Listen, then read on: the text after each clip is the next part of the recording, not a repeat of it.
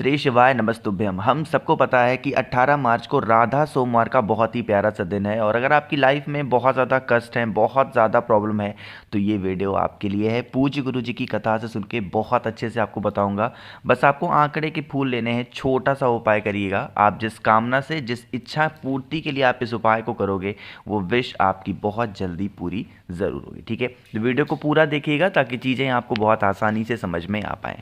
Screen पे आपको दिख रहा होगा आंकड़े का फूल। सबसे पहले बता दूं, इस उपाय के दो फायदे होने वाले हैं। पहला फायदा तो ये होगा जो इच्छा पूर्ति मैंने लिखा है उसके लिए, और दूसरा फायदा होगा कि अगर कोई भी इंसान आपके घर में बहुत ज़्यादा बीमार पड़ा हुआ है, दवा उसको काम नहीं करती है, डॉक्टर के पास हमेशा जाना होता है, तो इस उपाय को करेंगे। ठीक है, सबसे पहले ये समझो कि जो आंकड़े के फूल होते हैं ना, वो दो तरीके के होते हैं और ये दोनों फूलों के दो नियम हैं। ठीक है, दो काम है, दो नियम है। एक फूल आपका होता है आंकड़े का कुछ इस तरीके से, हल्का सा पर्पल टाइप का उसमें कलर होता है, मानते हो, देखा आप लोगों ने? तो एक तो ये हो गया। दूसरा होता है एकदम व्हाइट कलर का, बिल्कुल सफेद कलर का। सफेद कलर के धतूरे का उपाय दूसरा होता है और इस कलर वाले धतूरे का उपाय दूसरा होता है। ठीक है, सबसे पहले हम ये वाले धतूरे की बात करते हैं। इसी तरीके से आपको एक धतूरे का फूल लेना। इस धतूरे के फूल को साथ में एक तांबे का लोटा लेना, उसमें जल भर लेना और पहुंच जाना महादेव के शिवलिंग के पास में। फेस रखेंगे उत्तर दिशा, नॉर्थ डायरेक्शन। ये जो आंकड़े का फूल है, ये मनोकामना पूर्ति के लिए होता है। किसके लिए? इच्छा पूर्ति के लिए। समझने की कोशिश करेंगे। जो आपके पास में आंकड़े का फूल है वो आपको समर्पित कर देना होगा अपनी इच्छा कहते हुए महादेव के शिवलिंग पे, जो जलाधारी होती है, जो माता अशोक सुंदरी का स्थान होता है वहां पे। ठीक है, समर्पित कर दिया धतूरे का फूल, अरे सॉरी, आंकड़े का फूल। उसके बाद में आपको क्या करना है, एक लोटा शुद्ध जल तांबे के लोटे से श्री शिवाय नमस्तुभ्यम और अपनी कामना कह के समर्पित करना। ये वाले तो आंकड़े के फूल की बात कर ली मनोकामना के लिए। अब जो मैंने आपको सफेद फूल दिखाया था, अब ये करेंगे बीमारी को दूर करने के लिए। स्क्रीन पे फिर से आपको सफेद आंकड़े का फूल दिख रहा है, इसको लेना। साथ ही साथ फिर वही काम करेंगे, एक तांबे के लोटे में जल भर लेना। जल आपका अपने घर से होना चाहिए।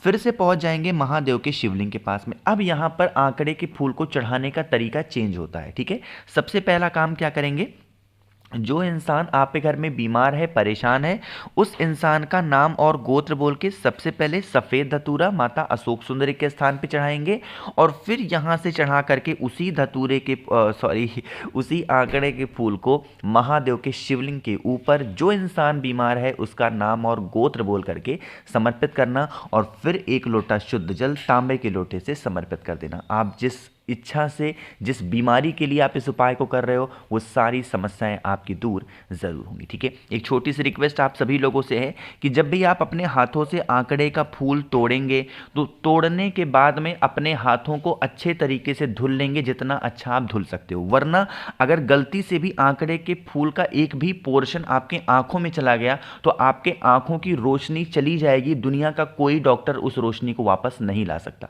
इसीलिए आंकड़े के फूल को, उनके पत्तों को जब भी हाथ लगाएं, छुएं, अपने हाथों को साबुन से बहुत अच्छे तरीके से धुला करिए। ठीक है ना? चलो, तो पहले उपाय की हमने बात कर ली है, आगे बढ़ते हैं। अब इस वीडियो में हम लोग अपने दूसरे उपाय की तरफ, और ये जो दूसरा उपाय है, बरसों पुरानी आपकी मनोकामना, बरसों पुराने आपके कष्ट हैं, पशुपति व्रत कर लिया, प्रदोष कर लिया, फिर भी दूर नहीं हो रही है, तो अब आपको इस उपाय को जरूर करना। ठीक है, समझने की कोशिश करेंगे। स्क्रीन पे आपके सामने दिख रहा होगा लाल चंदन, तो इसी तरीके से लाल चंदन लेना, इसका गाढ़ा सा पेस्ट बनाना। ठीक है, बहुत ही गाढ़ा सा पेस्ट बनाएंगे। साथ ही साथ आपको बेलपत्र भी लेनी होंगी। ठीक है, कितनी बेलपत्र? मात्र एक बेलपत्र लेना, इससे ज़्यादा लेने की ज़रूरत नहीं है। बेलपत्र के साथ में 21 गेहूं के दाने, क्या लोगे? 21 गेहूं के दाने। अगर गेहूं के दाने मेरे भाई बहन के पास नहीं है तो आप कोई भी अनाज का दाना ले सकते हैं। ठीक है, लेना।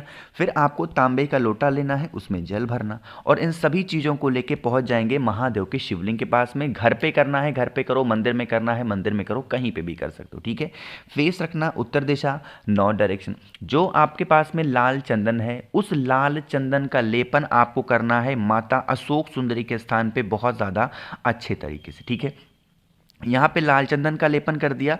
आपकी जो कामना है, बहुत व्रत अर्चना उपाय करके देख लिए, फायदा नहीं हो पा रहा है, तो उस कामना का स्मरण करते हुए जिस जगह पे लाल चंदन का लेपन किया है उसी स्थान पे आपको एक बेलपत्र समर्पित करनी है। ठीक है, बेलपत्र हो गया। अब बेलपत्र जैसे ही आपने समर्पित किया, फिर एक लोटा शुद्ध जल तांबे के लोटे से महादेव के शिवलिंग के ऊपर श्री शिवाय नमस्तुभ्यम का ध्यान करके समर्पित करेंगे। ठीक है, जल चढ़ा दिया, सब कुछ हो गया।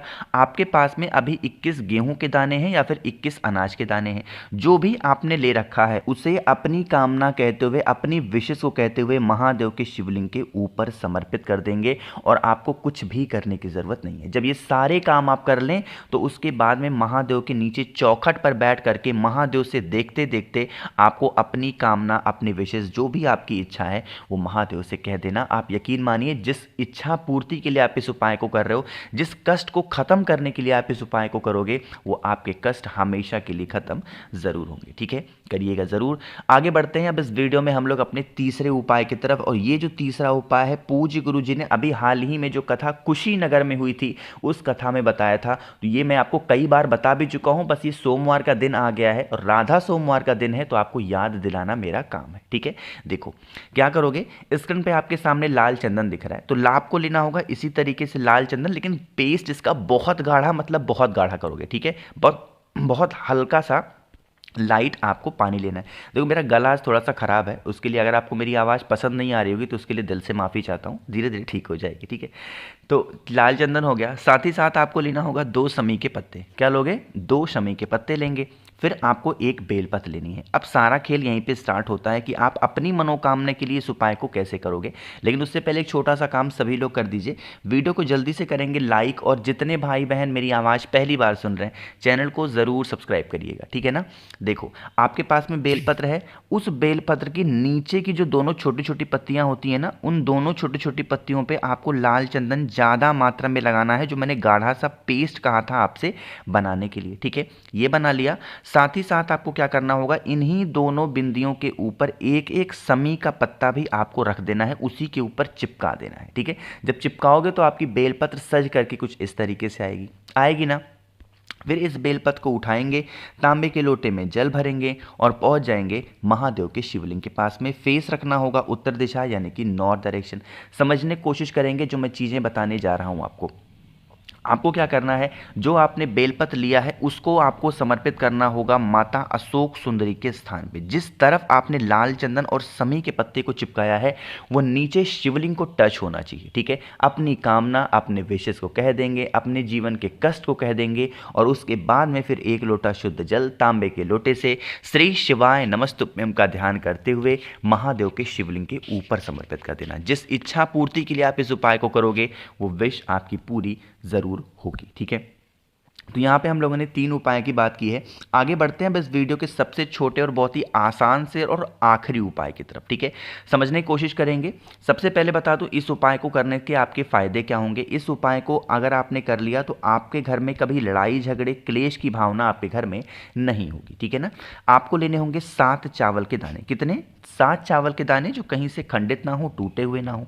चावल के दाने के बाद में आपको लेना होगा एक बेलपत्र, बहुत ही प्यारा सा सुंदर सा बेलपत्र लेंगे, समझने की कोशिश करेंगे। फिर आपको लेना होगा लाल चंदन भी। इस बार लाल चंदन का पेस्ट नहीं लेना है, सिर्फ आपको पाउडर लेना है, और तांबे के लोटे में जल को भर करके पहुंच जाएंगे महादेव के शिवलिंग के पास में। यहाँ पे तरीका समझिएगा। आपके पास में चावल के दाने हैं। सबसे पहले उन चावल के दाने को माता अशोक सुंदरी के स्थान पे एक एक करके समर्पित कर देंगे अवधूतेश्वर महादेव के नाम से। किसके नाम से?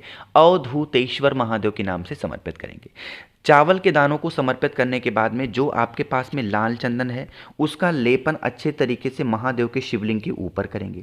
लाल चंदन का लेपन करने के बाद में जो आपके पास में बेलपत्र है, इसी लाल चंदन के ऊपर बेलपत्र को चिपका देना है। साथ ही साथ जो इंसान आपके घर में क्रोध कर रहा, गुस्सा कर रहा है, बहुत ज़्यादा चिल्लाता है, मारना पीटना है, क्रोध करता है, उस इंसान का नाम और गोत्र बोल करके बेलपत्र को समर्पित करेंगे। बेलपत्र समर्पित करने के बाद में जो एक लोटा जल आपके पास में है उसको आपको इसी बेलपत्र के ऊपर समर्पित करना है। जल बहता हुआ इन्हीं चावल के दानों से होता हुआ नीचे गिरेगा, इस जल को रोक लेना। ठीक है, रोकने के बाद आप अपने घर पे जाएंगे और पूरे जल का छिड़काव, जितने भी कमरे होंगे आपके घर में, जितने भी रूम्स होंगे, उन सभी कमरों में, उन सभी रूम्स में एक बार आप छींट देना। आपके घर में कभी लड़ाई झगड़े नहीं होंगे, कभी क्लेश नहीं हो सकता। ठीक है, कोशिश की मैंने आप सभी को बहुत ही प्यार से अच्छा समझाने की। मुझे उम्मीद है कि आज मैं वीडियो को अच्छे से एक्सप्लेन नहीं कर पाया, आपको समझा नहीं पाया, उसके लिए दिल से माफ़ी चाहता हूँ, क्योंकि मेरी तबीयत नहीं ठीक है, मेरा गला बहुत ख़राब है, तो उसके लिए तो दिल से माफ़ी चाहता हूँ। मुझे उम्मीद है आप हमें माफ़ भी ज़रूर करेंगे। तो वीडियो पसंद आई हो तो लाइक ज़रूर करिएगा। कुछ पूछना है, नहीं समझ में आया, नीचे कमेंट सेक्शन में पूछें। और जितने भाई बहन मेरी आवाज़ पहली बार सुन रहे हैं, चैनल को ज़रूर सब्सक्राइब करिएगा। और हाँ, अगर आपको मुझसे फ़ोन पे बातें करनी हो, मैसेज बातें करनी हो, तो आप हमें इंस्टाग्राम या फिर फेसबुक पे फॉलो कर सकते हैं, जिसके लिए सर्च करना होगा द नेचुरल प्लैनेट 108। श्री शिवाय नमस्तुभ्यम।